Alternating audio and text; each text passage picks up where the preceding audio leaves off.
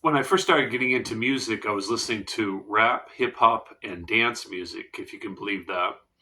That was about the time when I was 10 or 11 years old.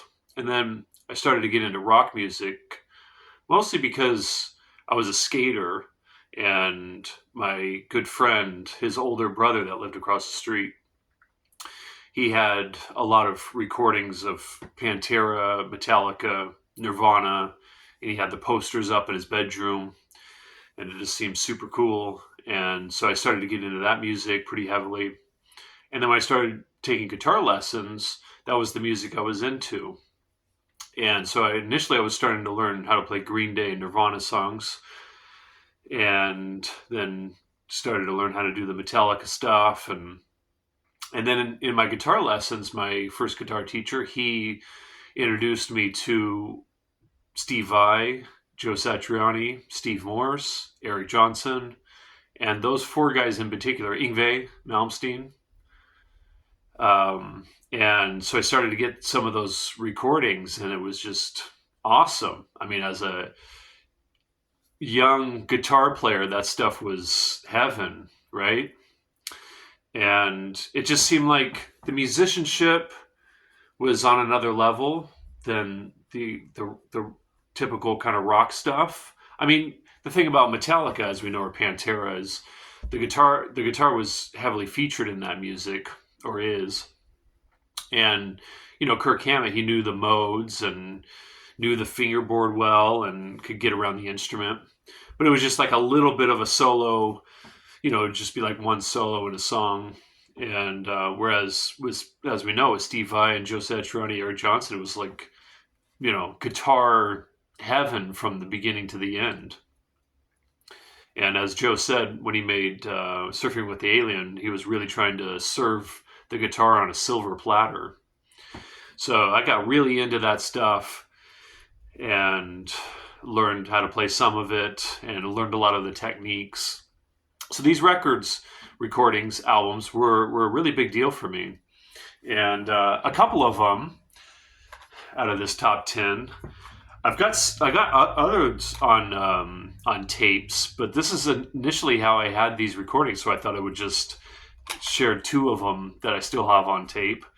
And one of them is Yngwie Malmsteen's Rising Force. Yeah, really cool. And, I should say this is, most of the stuff is instrumental with little, a track here or there with vocals. I haven't listened to this in so long, but I think there's at least one track with vocals on this, but, it's mostly instrumental, right? And yeah, so Yngwie, he was a big deal. And Joe Satriani's Flying in a Blue Dream. Yeah, this is great. I was actually, that track's Flying in a Blue Dream sometimes comes up in guitar lessons when talking about the Lydian mode. Joe uses it heavily on that track. It's one of my favorite sounds. And yeah, and then so Joe's Surfing with the Alien, probably a important record for many guitar players. Yeah, this was cool. Really cool to hear this as a 13-year-old.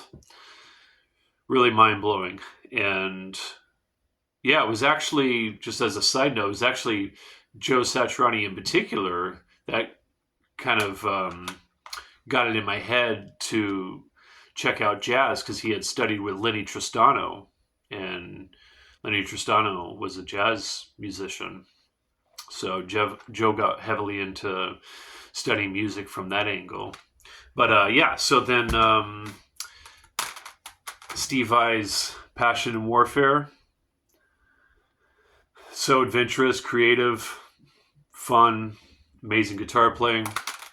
Really respect Steve Vai's creativity and how he really forged his own way, and yeah, really inspiring stuff. And so, yeah, I'll go to this one. Eric Johnson's Ave Musicum, the iconic Cliffs of Dover, as I'm sure we all are aware of. Yeah, his use of the pentatonic scale was just pretty unique, right? How he got all over the neck. He wasn't just in that kind of typical boxed area with the pentatonic scale. He was all up and down the fingerboard, and those spread triads he played, and just cool tunes. And yeah, this was a big deal. And I'll go to these. So around the same time, these 3 records came out. So repeats of those same artists.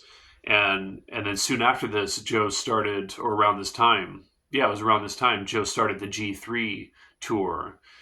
And and I caught a couple of those. I caught 2 different shows of the G3 tour. And so Eric Johnson's Venus Isle came out,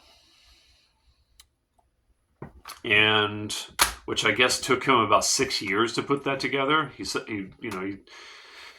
known as being a perfectionist. And Joe's Crystal Planet. Yeah, really cool. The thing about this record, from what I understand, is the band, they recorded the album together and then they layered stuff later, which I think is a great way to record an album. That's how I plan to record my next album, is as a band. That way you get that kind of energy happening, and I think that's a good way to go. And this was a really big deal. This record, man, yeah, so good. Fire Garden. Yeah, really cool. And Steve Morse's High Tension Wires. Or is it High Tension Wire or High Tension Wires? Let's see if I can find it here. Yeah, Wires. For one of my Berklee auditions, because I sent Berklee 2 different recordings to get a scholarship. And I think it was the first recording, I did Steve Morse's Too Many Notes, with all those fast alternate picked runs and arpeggios. He didn't sweep the arpeggios, he picked them all, right? Yeah. Monster alternate picker. And this one has a lot more vocals than all these other ones, but he was such a big deal, I wanted to include this, and it is a pretty guitar heavy album. Stevie Ray Vaughan's Texas Flood. Yeah. I mean, this was just so different from all these other guitar players. It's so powerful, right? And soulful, and really latched on to Stevie Ray Vaughan, and really, really dig his playing. And I would consider him still my favorite blues guitarist. After that, probably Albert King. But there's my top 10 guitar albums. I was going to say instrumental guitar albums, but there's too many vocals involved. But and especially with this one. If you guys have any of your favorites that you'd like to share, please leave them in the comments. Love to hear about it. Thanks for listening.